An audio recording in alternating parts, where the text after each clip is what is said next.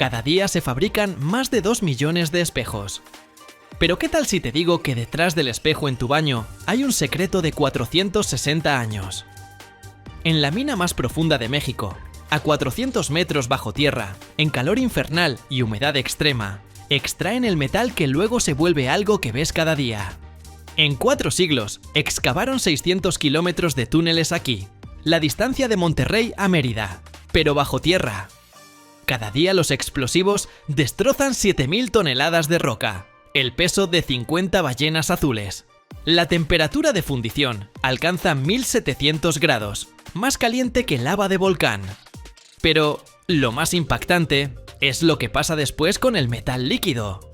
Si llegas al final, descubrirás un secreto que 99% de quienes han sostenido un espejo desconocen. ¿Listo para ver cómo se crea la magia?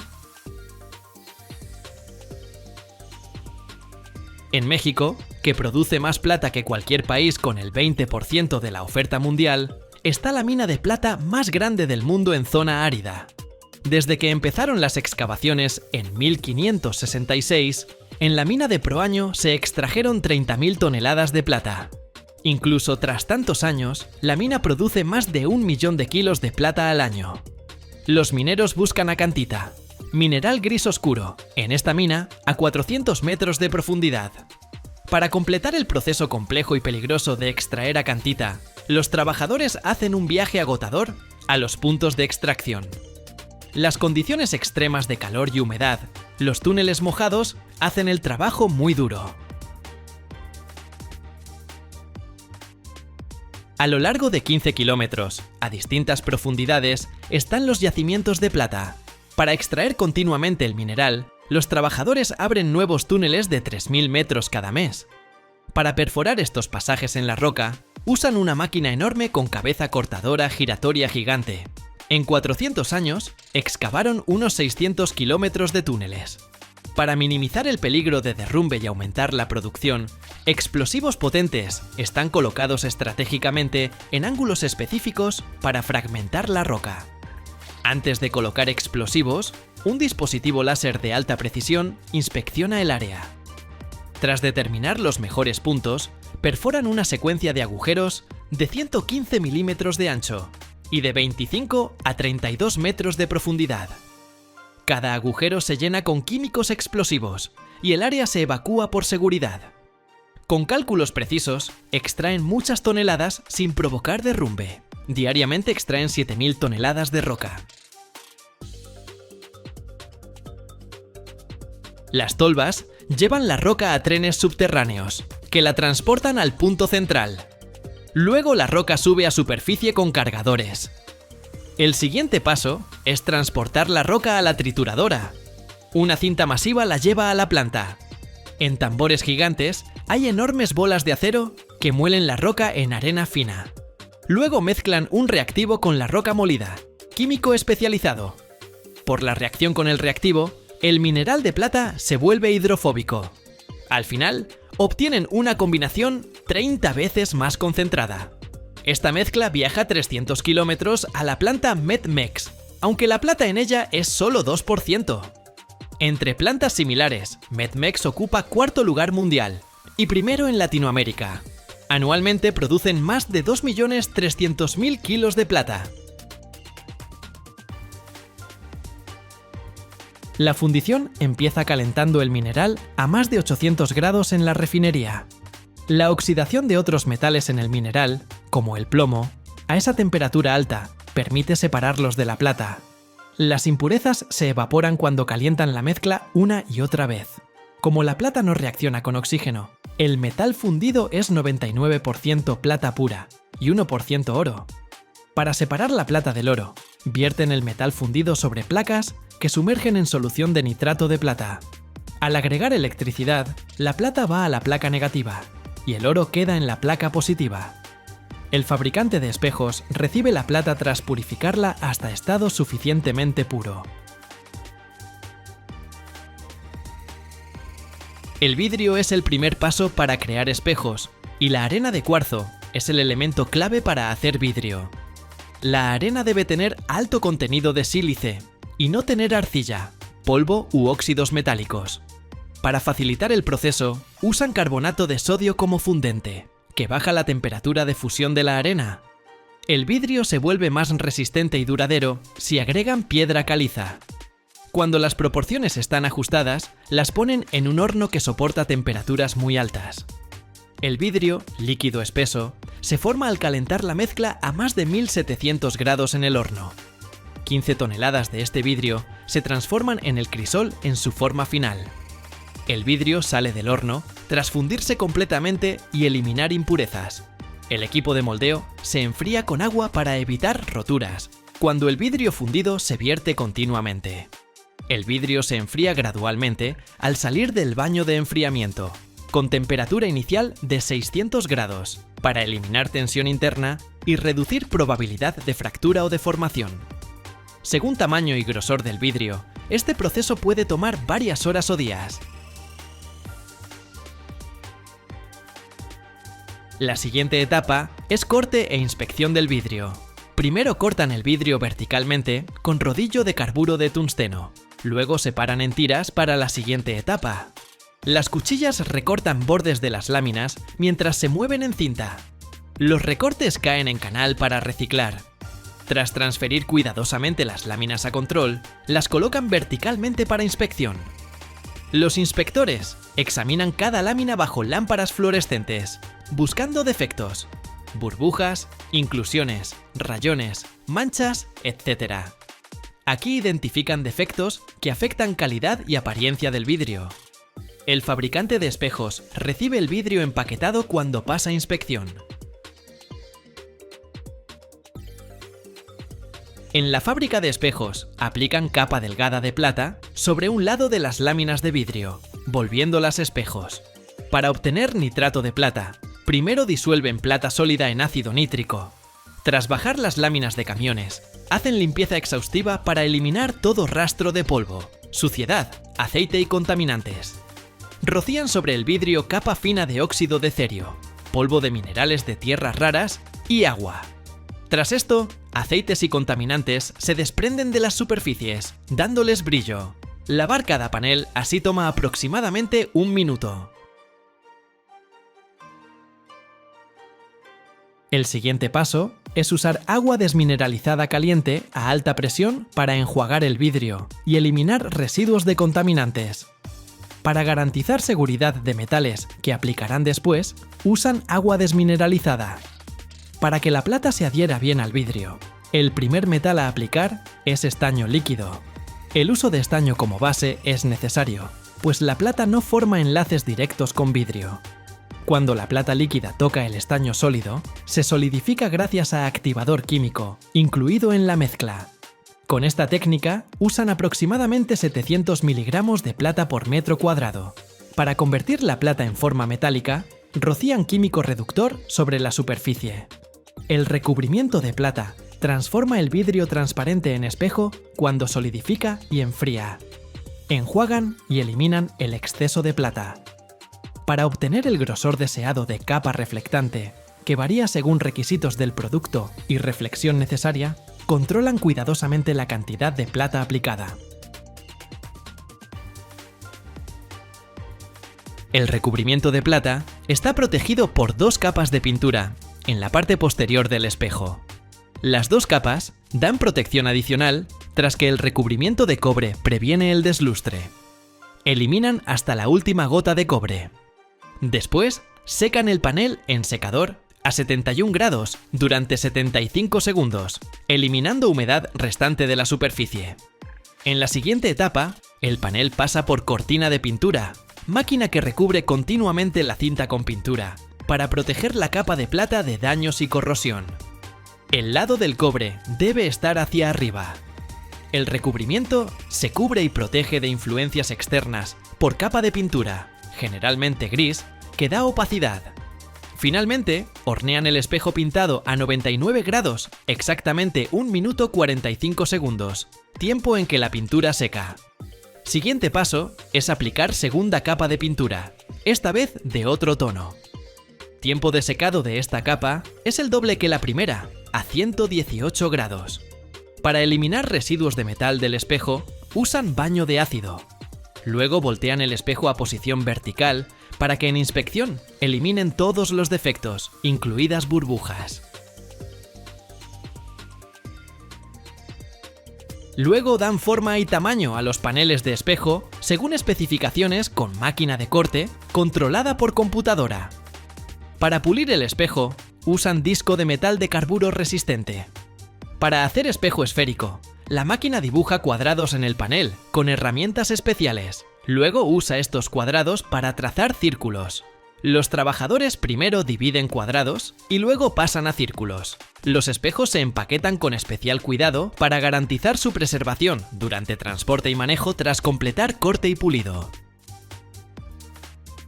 Cada hora se fabrica en el mundo una pieza metálica que pesa más de 50 toneladas y un error microscópico en su procesamiento puede causar una catástrofe de millones de dólares.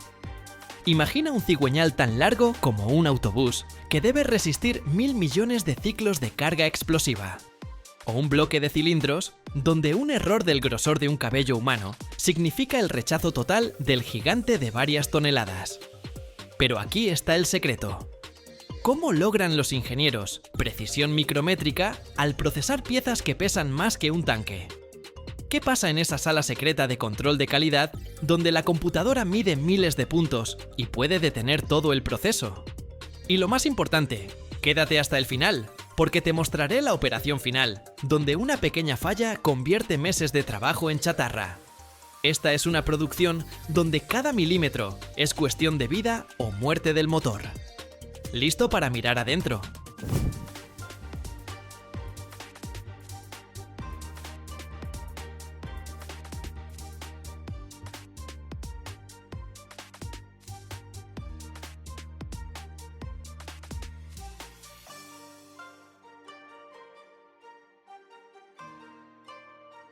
Lo primero que impresiona en esta producción es la escala. Olvida los motores de autos comunes. Aquí, por ejemplo, está el bloque de cilindros. Su peso puede alcanzar decenas de toneladas. No es simple fundición, sino una obra compleja de múltiples capas que exige aceros o hierros especiales, resistentes a cargas, temperaturas y presiones increíbles. Y aquí está el cigüeñal. En motores grandes, puede ser tan largo como un autobús pequeño y pesar lo mismo. Este elemento es probablemente el más crítico.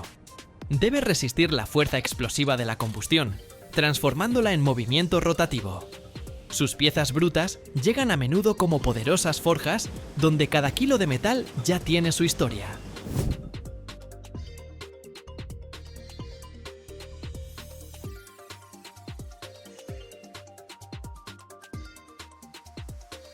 El proceso comienza con control de entrada. Especialistas verifican composición química, ausencia de defectos internos con ultrasonido y rayos X, pues el menor defecto oculto en pieza tan masiva puede causar catástrofe durante operación. Es como examen médico para gigante de acero. Solo tras inspección rigurosa, la pieza bruta obtiene permiso para entrar al taller de mecanizado. Para mover estas piezas brutas se necesita fuerza considerable. Por eso, el taller tiene grúas puente potentes, capaces de levantar cargas que superan el peso de la mayoría de máquinas comunes. Instalar la pieza en el centro de mecanizado es operación de precisión, que exige coordinación y experiencia. Este es el primer paso para transformar metal en poder.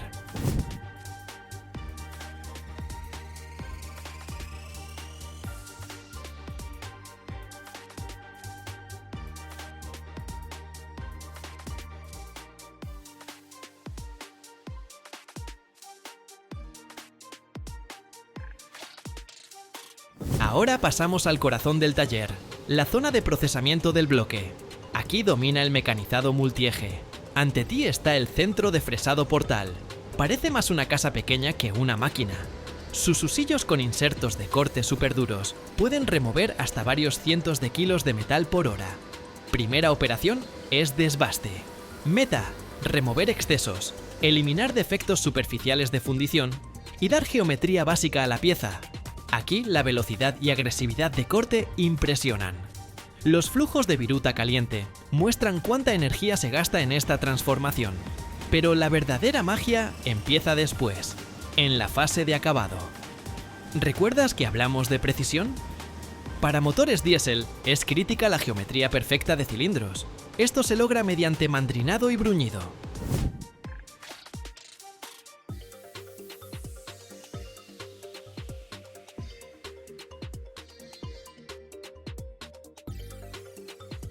Mandrinado es formar agujeros de cilindros con precisión micrométrica. El menor error en geometría causará desgaste irregular, pérdida de compresión y falla del motor. Y bruñido es el toque final. Herramienta especial, con piedras abrasivas. Crea en la superficie interna del cilindro un microrrelieve, la llamada red. Esta red es necesaria para retener aceite y asegurar lubricación perfecta de los anillos. Es literalmente pulir a nivel molecular, garantizando vida útil del motor por décadas.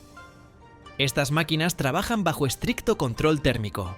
Cualquier fluctuación de temperatura puede causar deformación térmica de la pieza de varias toneladas y pérdida de precisión. Por eso en el taller se mantiene microclima constante y el proceso puede durar días.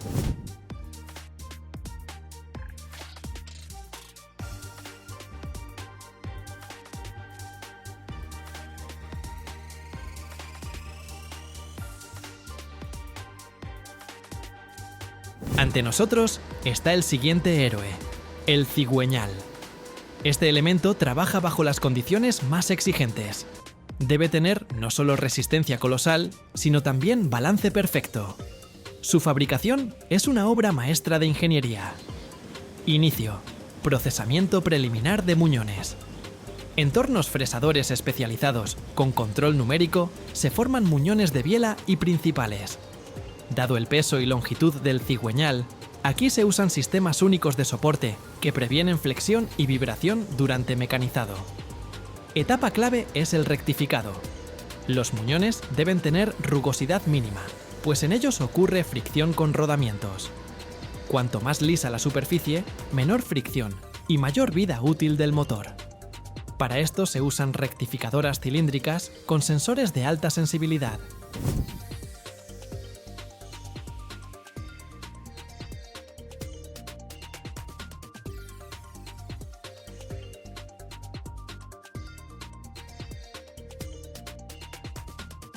Y ahora lo más importante: tratamiento térmico y endurecimiento superficial. Tras rectificado, los muñones se someten a temple por inducción o nitruración. ¿Qué logra esto?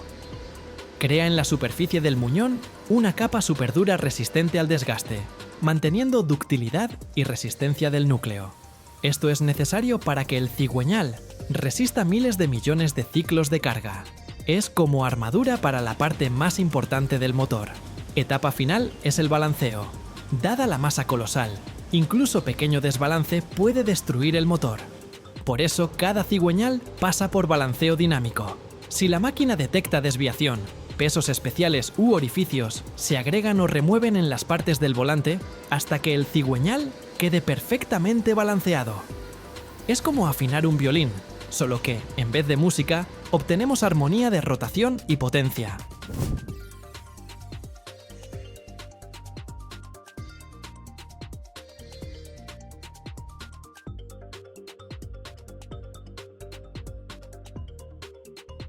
¿Cómo lograr tal precisión trabajando con tales gigantes?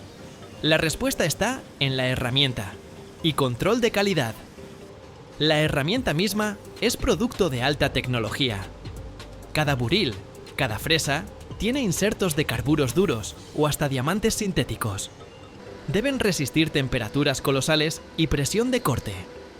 Gracias a recubrimientos especiales, la vida útil de estas herramientas se extiende y la calidad permanece alta. En sala de herramientas especial, se monitorea constantemente su estado, reafilado y reemplazo. Pero lo principal es el control de calidad. Tras cada operación clave, la pieza se mide rigurosamente. Aquí ayudan las máquinas de medición por coordenadas. Estas máquinas con palpadores de alta precisión y escáneres láser pueden medir hasta 1000 puntos en la superficie, con precisión de pocos micrómetros.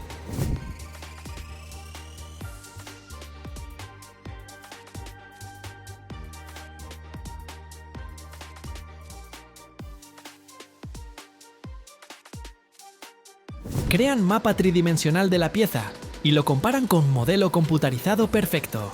Si error supera tolerancia, el proceso se detiene y la pieza vuelve a reproceso. O, en el peor caso, se rechaza. Ninguna pieza sale del taller hasta que la computadora dé luz verde confirmando su precisión perfecta. Y cuando todos los componentes, bloque, cigüeñal, cabezas de cilindros, bielas, pasaron control estricto y alcanzaron precisión perfecta, están listos para etapa final, ensamblaje. Este ya es otro taller donde reina limpieza estéril. Ensamblar tal motor es proceso tan preciso como el mecanizado. Todas las piezas se lavan cuidadosamente, removiendo hasta residuos microscópicos de viruta y suciedad.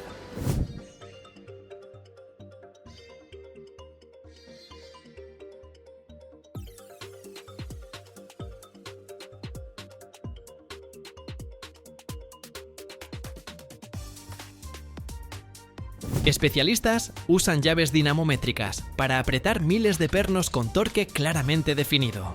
Error al apretar cabeza de cilindros, por ejemplo, puede causar falla de junta y avería del motor. Cada etapa de ensamblaje se registra y controla con sistemas electrónicos.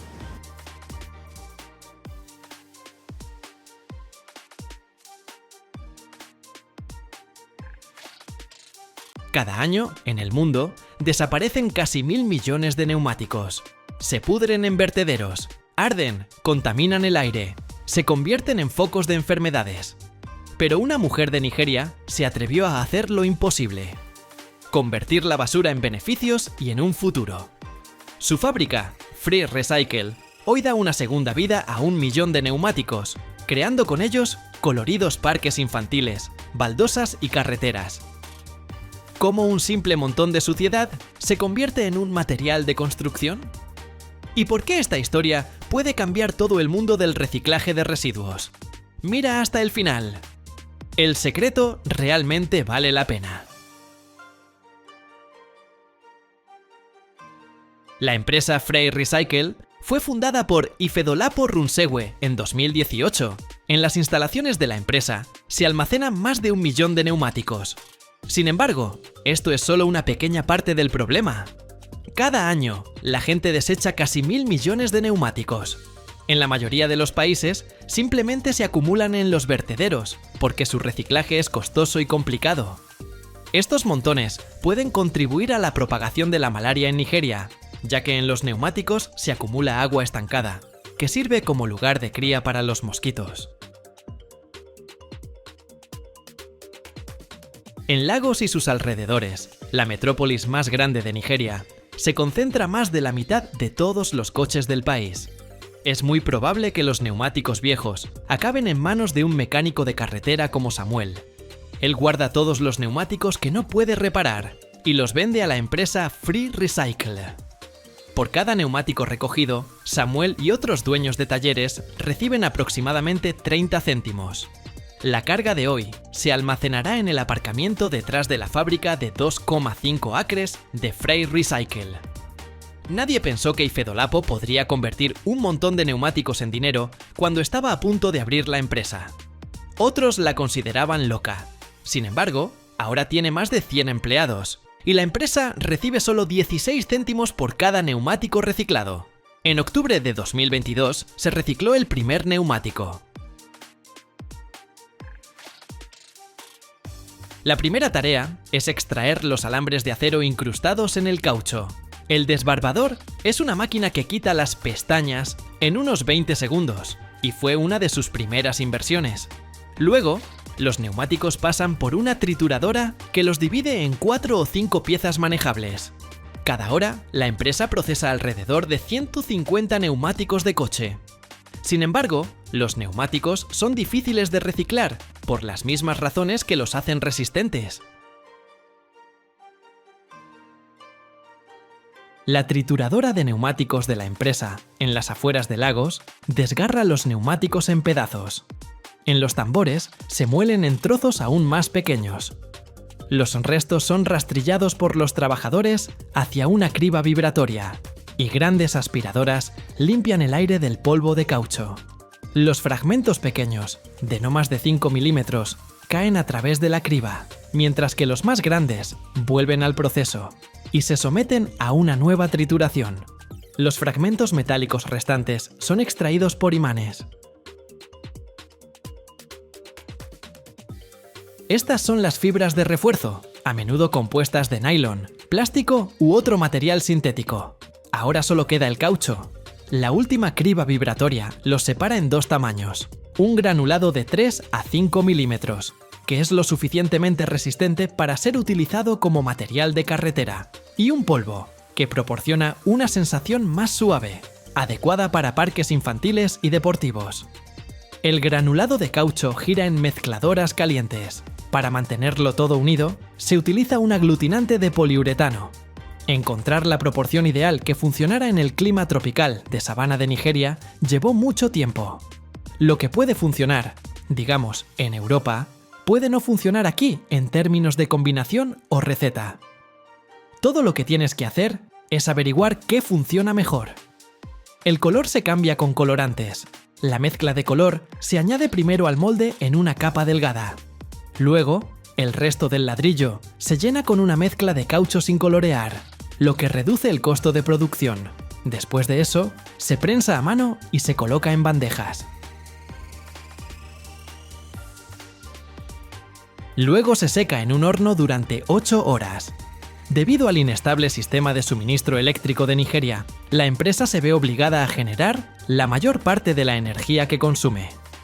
Producimos el 80% de la electricidad internamente, con generadores diésel.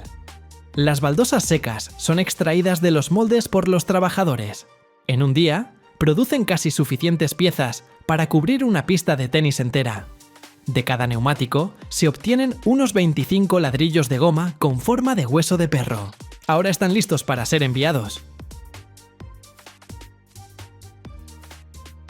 El reciclaje de neumáticos es un negocio de 12.000 millones de dólares en todo el mundo.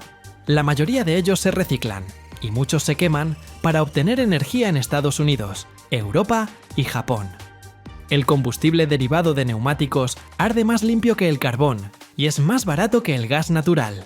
Sin embargo, en términos de emisiones, no se queda atrás de otros combustibles fósiles. Otro método, la pirólisis, implica calentar los neumáticos a temperaturas muy altas, en ausencia de oxígeno.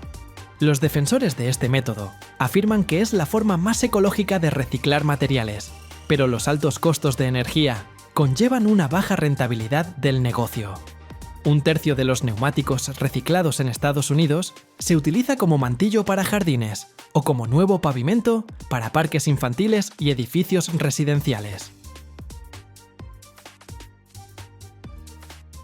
Cuando en la década de 1800 Charles Goodyear colocó accidentalmente caucho tratado con azufre en un horno, descubrió la vulcanización, un método para endurecer el material. Esto fortaleció el caucho y aumentó su resistencia a las altas temperaturas, exactamente lo que deben tener los neumáticos para automóviles. A principios del siglo XX, hubo una explosión en la producción de caucho, ya que cada vez más estadounidenses comenzaron a conducir coches, y la mayor parte del caucho lo producían las plantaciones del sudeste asiático.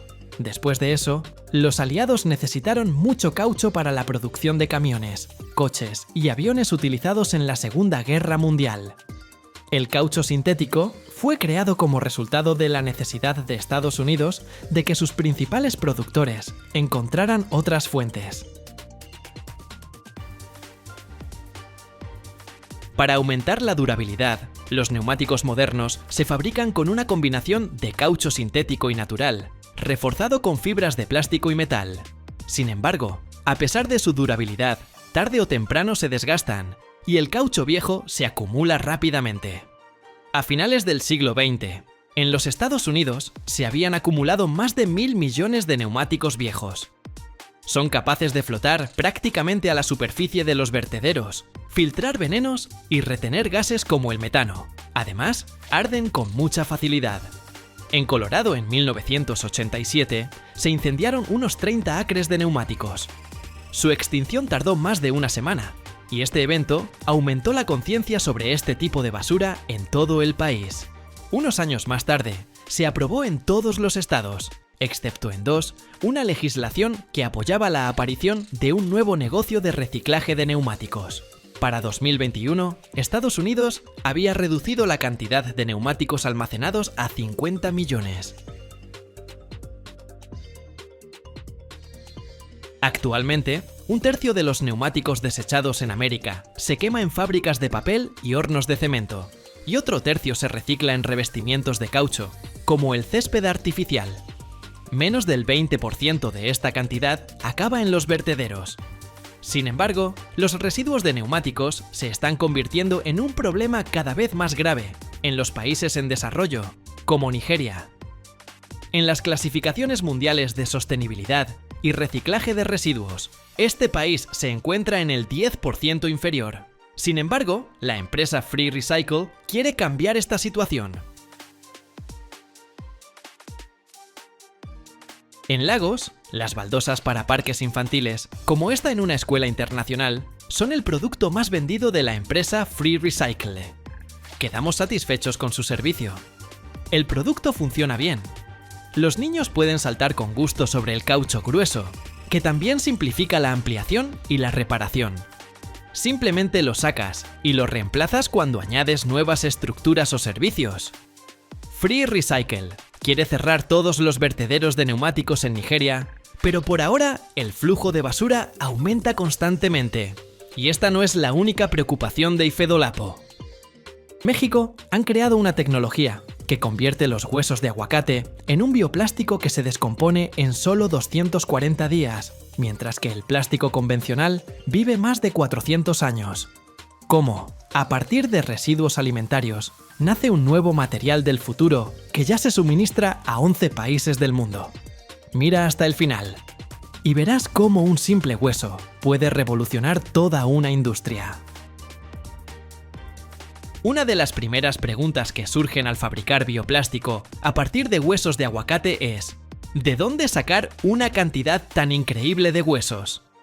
En primer lugar, los suministran los restaurantes y las empresas de alimentos. Los huesos de aguacate son un subproducto en restaurantes, cadenas de comida rápida y otros establecimientos de restauración que utilizan aguacates en grandes volúmenes.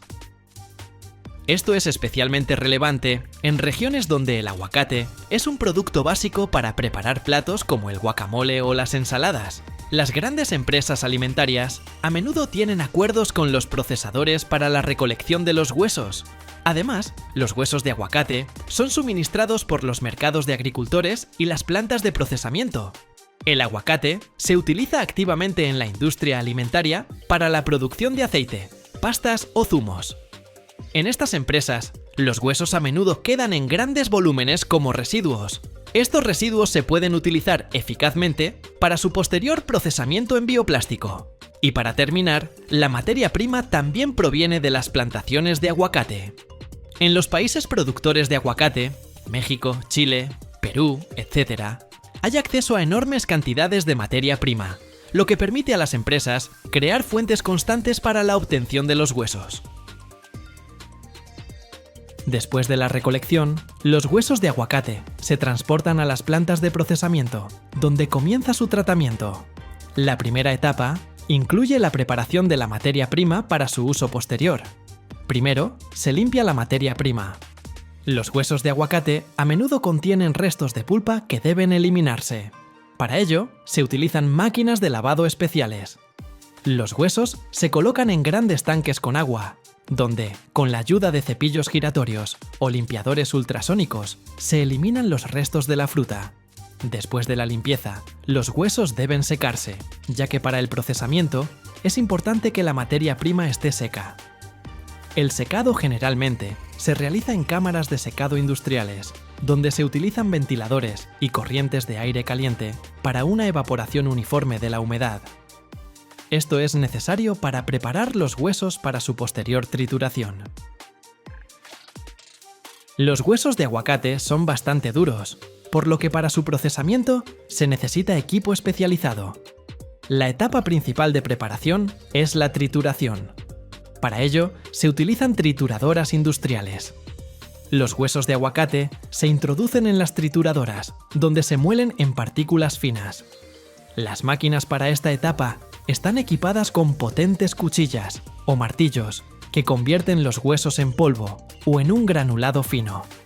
Después de la trituración, el material se tamiza a través de mallas de diferentes tamaños para obtener un polvo homogéneo.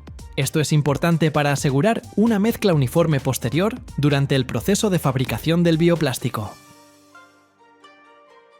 Uno de los componentes principales utilizados para la fabricación de bioplástico a partir de huesos de aguacate es el almidón que se encuentra en su interior. Para su extracción se utilizan tecnologías especiales, como el tratamiento químico. Para extraer el almidón se utilizan soluciones químicas o un tratamiento enzimático. Los huesos se someten a un tratamiento con disolventes que permiten separar el almidón del resto del material. Este proceso tiene lugar en aparatos de extracción especiales, donde el material triturado se mezcla con las soluciones y se filtra. Después del tratamiento químico, la mezcla se somete a centrifugación. En la centrífuga, el material se separa en partículas sólidas y soluciones, de las cuales se extrae el almidón. El almidón obtenido se seca en cámaras de secado especiales para prepararlo para la mezcla con otros componentes para la fabricación del bioplástico. Una vez que se ha extraído el almidón, comienza la creación del bioplástico.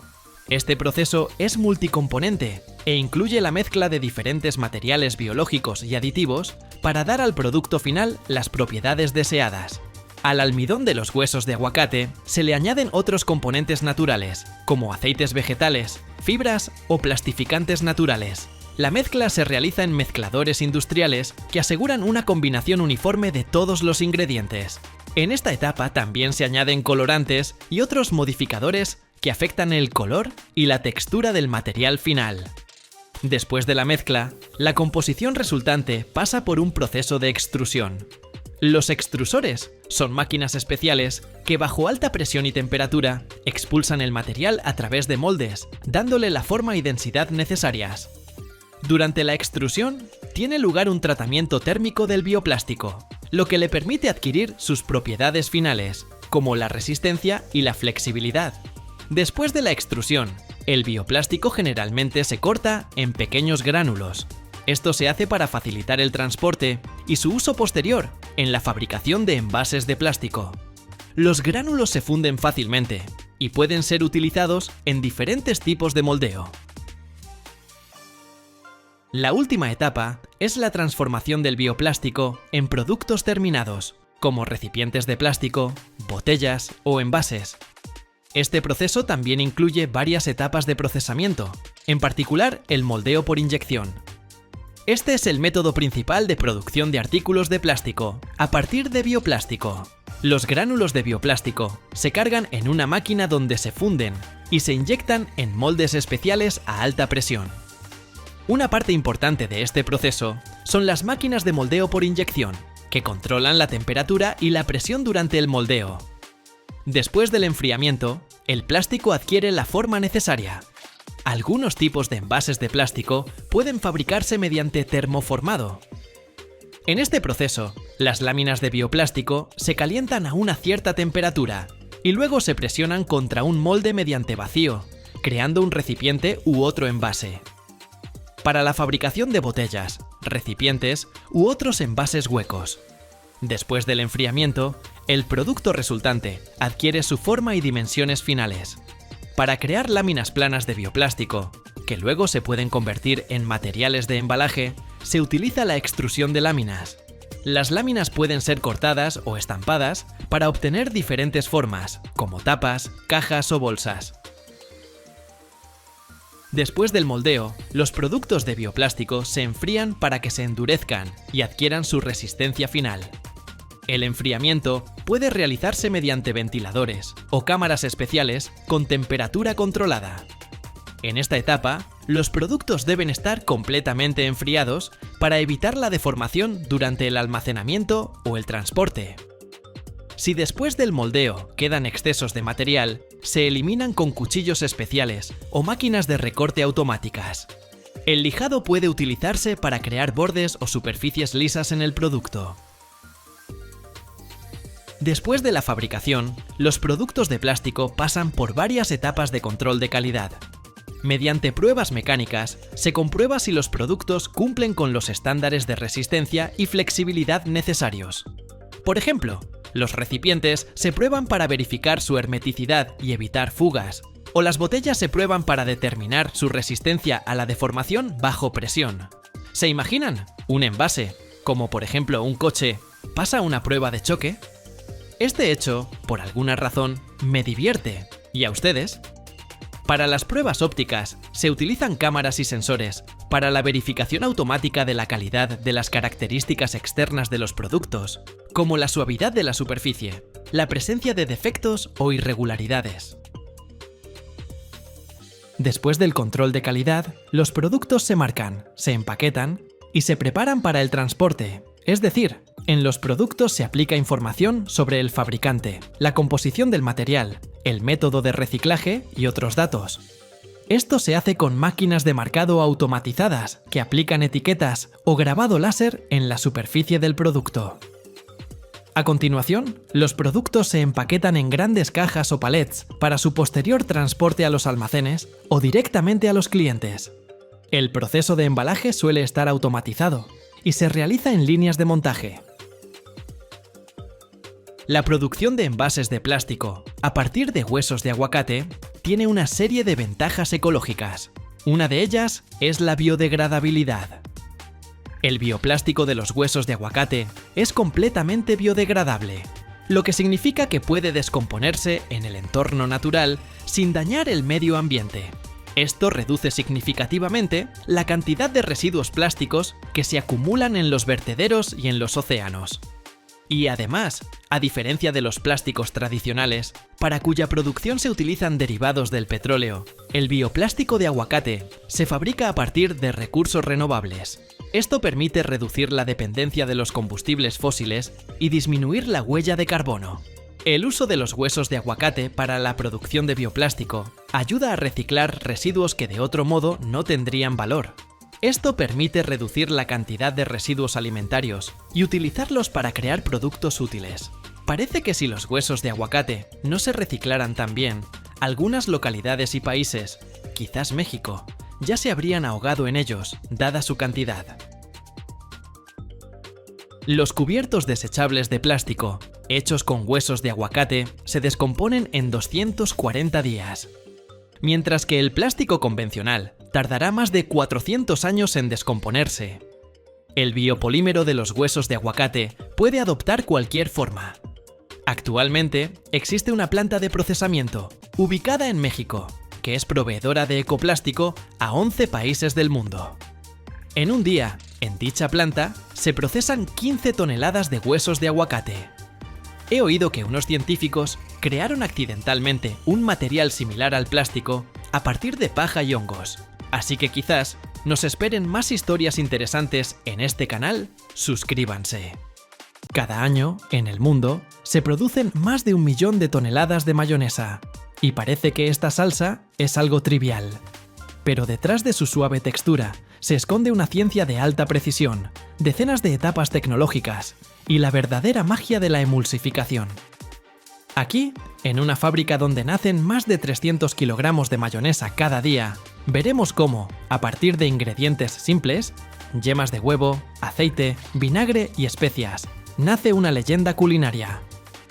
Pero hay un detalle que la mayoría de la gente ni siquiera sospecha. Mira hasta el final y descubrirás el secreto que hace que esta salsa sea tan inimitable. Cada día, en esta fábrica, se producen alrededor de 347 kilogramos de mayonesa. Pero el camino hacia la creación de esta salsa comienza mucho antes de que los ingredientes lleguen a la fábrica. La calidad del producto final depende directamente de la materia prima, por lo que los proveedores se seleccionan cuidadosamente. Los componentes principales de la mayonesa son el aceite vegetal, las yemas de huevo, el vinagre o el zumo de limón, y condimentos como la sal y la mostaza. Cada uno de estos ingredientes desempeña su propio papel en la creación del sabor y la consistencia ideales. La primera etapa de la producción es la selección y preparación de los componentes. vi cómo el aceite vegetal se bombeaba desde enormes tanques de almacenamiento hasta la nave de producción con potentes bombas. Antes de su uso, el aceite pasa por una filtración adicional para eliminar cualquier posible impureza que pudiera haber entrado durante el almacenamiento. Al mismo tiempo, las yemas de huevo pasteurizadas se sacan de las cámaras frigoríficas y se calientan gradualmente a temperatura ambiente. Esto se hace para que se mezclen mejor con los demás ingredientes. El vinagre o el zumo de limón se miden con precisión y se mezclan con agua en las proporciones necesarias para alcanzar el nivel de acidez deseado. Luego, esta mezcla se combina con sal, mostaza en polvo y otras especias en un tanque especial de premezcla. Todo se remueve a fondo para asegurar una distribución uniforme y la disolución completa de los componentes secos. Cuando todos los componentes están listos, llega el momento de la magia, la emulsificación. La emulsificación es el proceso de combinar dos líquidos que normalmente no se mezclan, como el aceite y el agua. Aquí es donde entran en juego las proteínas de la yema de huevo, que actúan como emulsionantes. Quedé impresionado por las enormes batidoras industriales, llamadas homogeneizadores, que se utilizan para este proceso. Están equipadas con potentes agitadores y sistemas de control de temperatura. El proceso comienza cargando las yemas de huevo en la batidora, y los agitadores comienzan a girar a una velocidad increíble. Luego, se añade gradualmente la mezcla de vinagre y especias. Cuando las yemas y el vinagre están completamente combinados, comienza la etapa más crucial, la adición del aceite. El aceite se añade muy lentamente, en un chorro fino o pulverizado, mientras los agitadores continúan funcionando a alta velocidad. Esto permite que las proteínas de la yema de huevo envuelvan eficazmente las diminutas gotas de aceite, creando una emulsión estable. Así se logra esa suavidad cremosa que todos conocemos y amamos en la mayonesa. El control de la temperatura durante este proceso es extremadamente importante. La temperatura se mantiene en un rango de 20 a 25 grados Celsius con la ayuda de dispositivos de enfriamiento especiales incorporados en los homogeneizadores. Una vez que la emulsión está lista, la mayonesa pasa por una etapa adicional de mezclado para asegurar la homogeneidad. La mezcla se hace pasar por orificios diminutos a alta presión, lo que reduce aún más el tamaño de las partículas de aceite y mejora la consistencia del producto. Luego, la mayonesa se somete a una etapa de control de calidad en tiempo real. Sistemas automáticos toman muestras del flujo del producto y realizan pruebas rápidas de consistencia, nivel de acidez y apariencia. Esto permite asegurarse de que el producto cumple con todos los estándares necesarios antes de pasar a la siguiente etapa. Después de pasar el control de calidad, la mayonesa se bombea a tanques de almacenamiento temporal de acero inoxidable.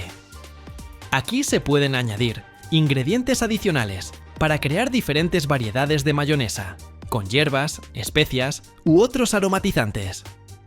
Antes del envasado, la mayonesa pasa por un proceso de desaireación.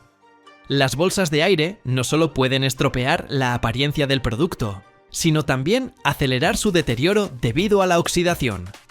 Para ello, la mayonesa se coloca en cámaras de vacío especiales, donde se elimina cuidadosamente todo el aire del producto. Ahora pasamos a la etapa de envasado, que también impresiona por su tecnología. La fábrica está equipada con modernas máquinas de envasado, capaces de manejar diferentes tipos de envases, desde pequeños frascos de vidrio, hasta tubos de plástico y grandes recipientes para la hostelería. Antes del llenado, cada envase pasa por una limpieza y esterilización a fondo. Los frascos de vidrio se lavan con agua caliente y se secan con aire purificado, mientras que los envases de plástico, que ya llegan esterilizados, se inspeccionan y se soplan con aire filtrado para eliminar cualquier posible polvo. La mayonesa se bombea con cuidado desde los tanques de almacenamiento temporal a las máquinas de envasado. El proceso de llenado se realiza con alta precisión para garantizar el mismo volumen de producto en cada envase. Para evitar la formación de burbujas de aire, El llenado se realiza de manera que la boquilla se sumerja ligeramente en el producto y se eleve a medida que se llena el envase. Después del llenado, los envases se cierran herméticamente.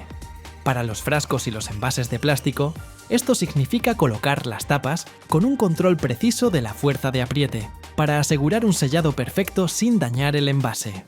Para los envases blandos, se utiliza el sellado por calor o por ultrasonido.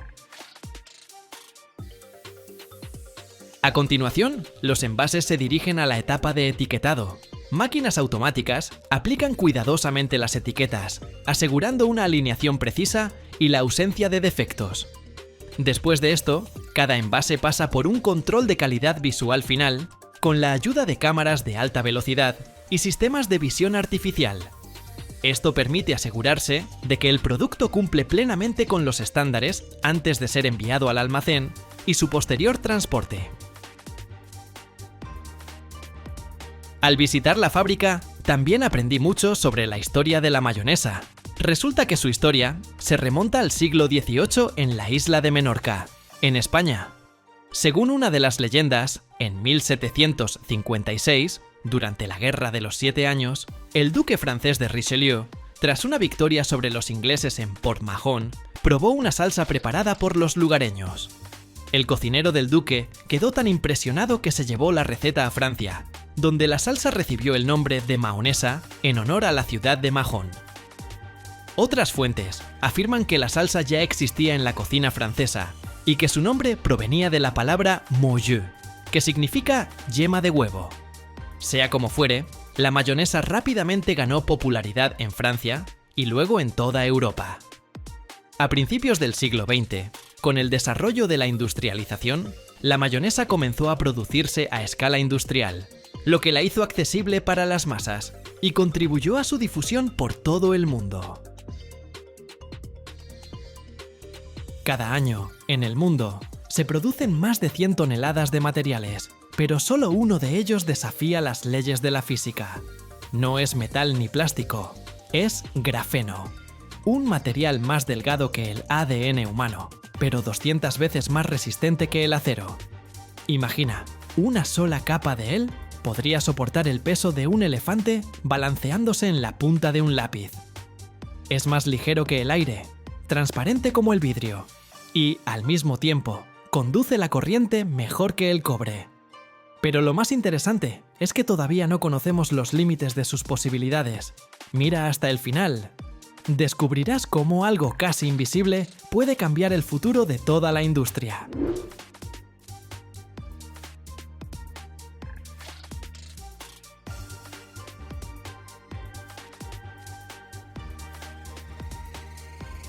Así pues, el grafeno es un material bidimensional que consta de una sola capa de átomos de carbono, dispuestos en una densa red bidimensional en forma de hexágonos. Posee una serie de propiedades únicas que lo hacen increíblemente prometedor. Los átomos de carbono en el grafeno están unidos entre sí por enlaces covalentes extremadamente fuertes. En esencia, cada átomo forma parte de una red absolutamente densa e impecable. Cuando intentamos estirar, perforar o romper una lámina de grafeno, en realidad estamos intentando romper estos enlaces. Lo singular es que cuando se aplica una fuerza externa a la red, no se rompe sin más. En cambio, la perfecta red hexagonal asegura una distribución uniforme de la tensión por todo el material. Los físicos han descubierto que para perforar una lámina de grafeno perfecta con un lápiz, por ejemplo, se necesitaría una fuerza comparable al peso de un elefante balanceándose en la punta de ese lápiz.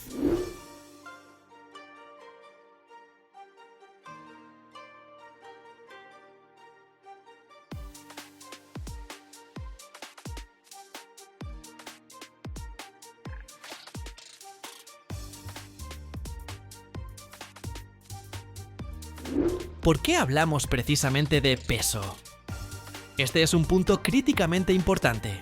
Cuando los científicos comparan materiales, evalúan su relación específica de resistencia a peso. Por ejemplo, el acero es un material resistente, pero también es muy pesado. Y el grafeno es tan resistente como el acero, e incluso más, pero su peso es insignificante. Una hoja de grafeno es tan delgada que 1 kilogramo de este material podría cubrir un área comparable a varios campos de fútbol. Esto significa que si tomáramos un trozo de grafeno y un trozo de acero de alta calidad del mismo peso, el grafeno soportaría 200 veces más carga antes de deformarse o romperse. Esta característica lo convierte en el candidato ideal para crear materiales compuestos ultraligeros y ultrarresistentes para la industria aeroespacial, blindajes y equipamiento deportivo de alta tecnología.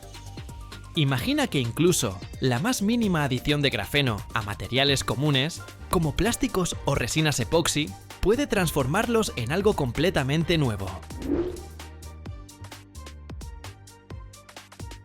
Los científicos ya están trabajando en la creación de chalecos antibalas ultrafinos, pero impenetrables, que pesan mucho menos que la armadura de Kevlar tradicional. Añadir una pequeña cantidad de grafeno al hormigón puede hacerlo significativamente más resistente a las grietas y los daños, prolongando la vida útil de puentes y edificios. Las carrocerías y fuselajes de aviones, creados a base de grafeno, serán más ligeros, lo que supondrá un ahorro considerable de combustible, pero al mismo tiempo se volverán mucho más resistentes y seguros. Así, el grafeno es la encarnación de una paradoja. Es casi invisible, pero en resistencia supera a los metales más fuertes. Esto abre una era completamente nueva en la ciencia de los materiales, donde los materiales son a la vez ligeros, flexibles e insuperablemente resistentes. La producción de grafeno es un verdadero rompecabezas para los científicos. Se puede obtener de tres maneras principales, que difieren en precio, calidad y volúmenes de producción. Imagina que tienes la tarea de fabricar una lámina finísima, pero tiene que ser perfecta.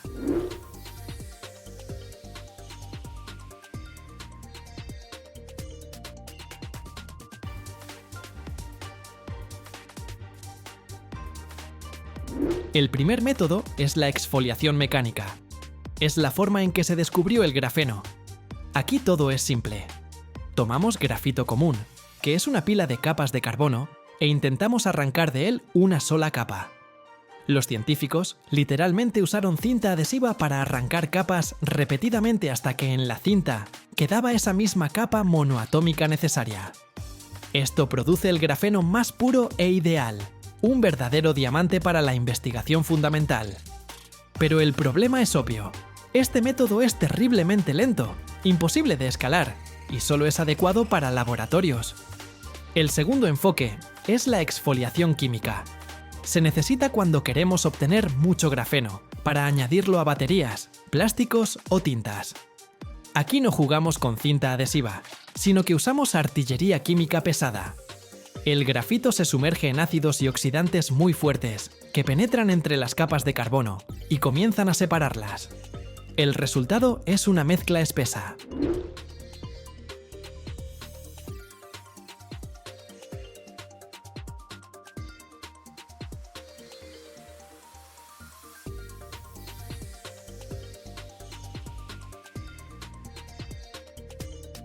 Luego, se trata con ultrasonido, como si fuera una batidora, y las capas de grafito se separan finalmente en agua u otro disolvente. Esto se llama óxido de grafeno.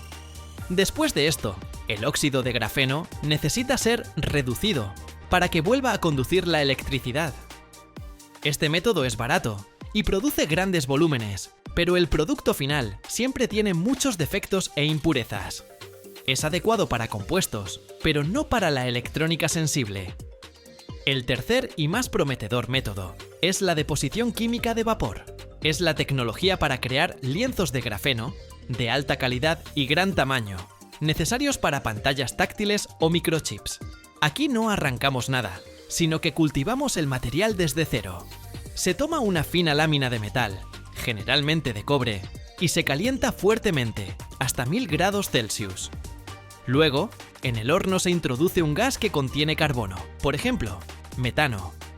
Los átomos de carbono, liberados del gas, se depositan sobre el cobre al rojo vivo, que sirve como una plantilla ideal. Se autoensamblan en una impecable red de panal de una sola capa. Este método produce alta calidad y permite hacer grandes láminas de grafeno, lo cual es clave para la industria.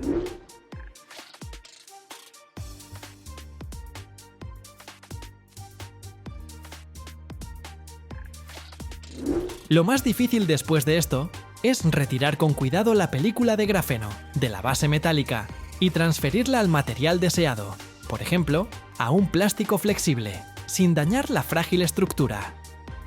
Si hablamos de dinero, el mercado mundial de grafeno se valora actualmente en cientos de millones de dólares estadounidenses y, según la mayoría de las previsiones, crecerá muy rápidamente, a menudo duplicándose cada pocos años.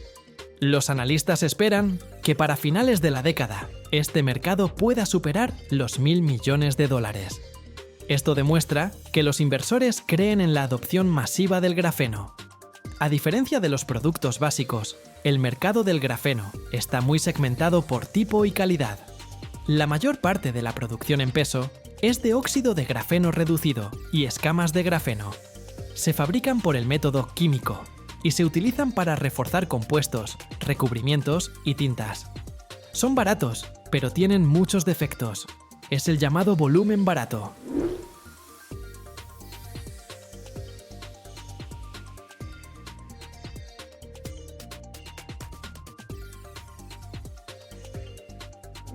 ¿Y qué hay de la calidad cara?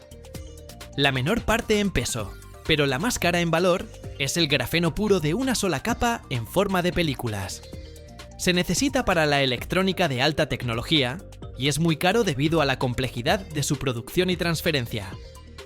El mercado de la producción de grafeno está muy concentrado en Asia, especialmente en China.